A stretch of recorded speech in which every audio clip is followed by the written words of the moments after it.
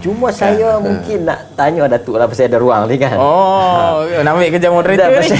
Pasal persepsi masyarakat kita baca. Okey, boleh. Datuk secara umumnya bila kita baca dia agak friendly dengan non-Muslim. Okey, betul. Agak friendly, memang tak dapat dinafikan banyak fatwa-fatwa soal zakat pada bukan Islam. Fatwa Perlis ni. Kan, soal tu memang tak dapat dinafikan. Tapi satu sudut macam agak pro Melayu. Ultra Melayu kan soal macam kritik bahasa isu DAP, bahasa kan. So mungkin dia masyarakat netizen ataupun ramai nak tahu stand Datuk ni macam mana soal politik. Adakah politik ni masuk Datuk sebab sekarang ni kita popular kerajaan dapat kata tak apalah, yang penting Melayu Islam berkuasa. Seolah macam kita anti perkauman, tapi Datuk bukan orang perkauman. Saya cakap ni dasarkan apa yang kita tengok lah. Ana duduk sini anak India. Ya, walaupun bapa Melayu. Kan. Tapi mungkin Datuk boleh bagi pencerahan anti Melayu pro Melayu ke, ataupun kerana PH dulu kerana katanya dominan oleh orang bukan Islam ke, macam mana ke kan. Apa pandangan Datuk? Politik bukan passion juga. Saya terima kasih lah kan. Orang saya sebut lah itu pemimpin DAP mereka tahu, mereka sebelumnya selalu jumpa saya. Sebahagian mereka baik kan saya, kawan yang baik. Lee Chin Tong, Steven C. Sekarang pernah buat program lagi bersama dengan mereka banyak kali.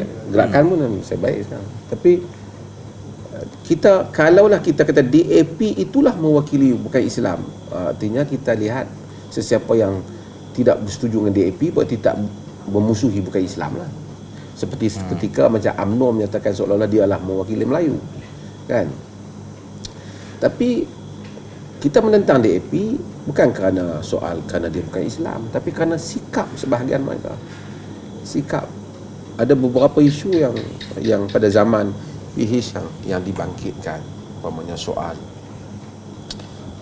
senator DAP nak buang status agama di dalam kad pengenalan dan seumpamanya. Walaupun itu soal urus takbir, tapi benda itu menimbulkan soal sensitiviti orang Islam. Kebesaran, betul. Saya adalah seorang yang dulu mengambil langkah, mungkin DAP ni orang tuduh kot kan, tapi apabila mereka naik memerintah, saya akan nampakkan mata memang betul bukan tuduhan.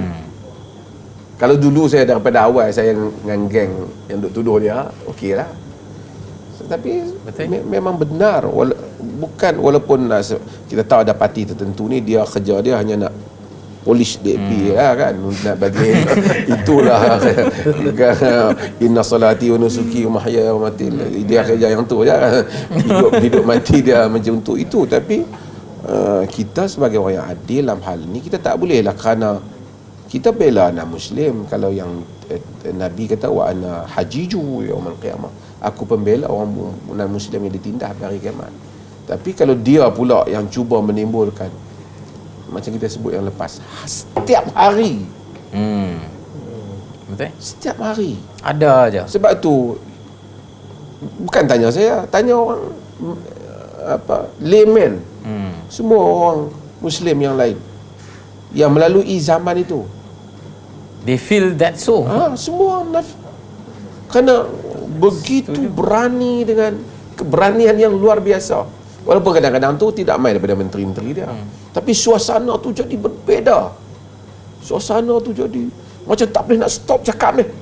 Lepas isu ni masuk isu ni, lepas isu ni, semuanya kaitan dia macam menembak. Selama ni mereka memang tunggu macam bila dah dapat.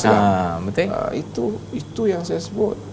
Sebenarnya bukan saya sebut saya dah berada ramai kawan-kawan dalam kabinet masa tu pun. Mereka personally pun sebut kat saya macam tu. Yang Muslim lah. Yang Muslim lah. Mereka duduk.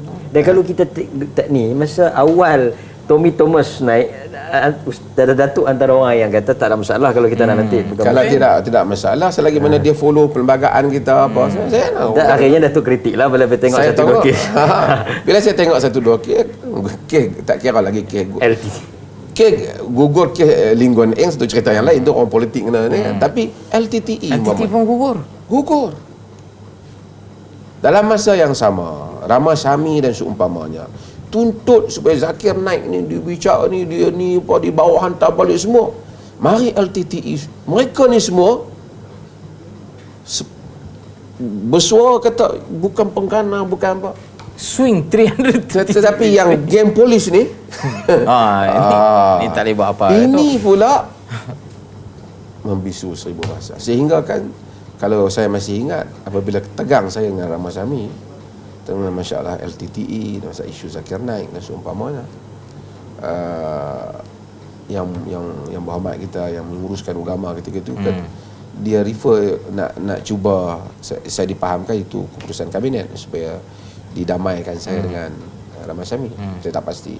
Tapi yang pentingnya ialah Yalah, sebab Datuk ada yes. ya, dan pentingnya ada perjumpaan dengan saya kan. Tapi yang penting cara awal tu, cara dia menangani isu tu, dia kata sahabat baik, teman baik saya, sahabat baik saya yang berhormat Ramasamy.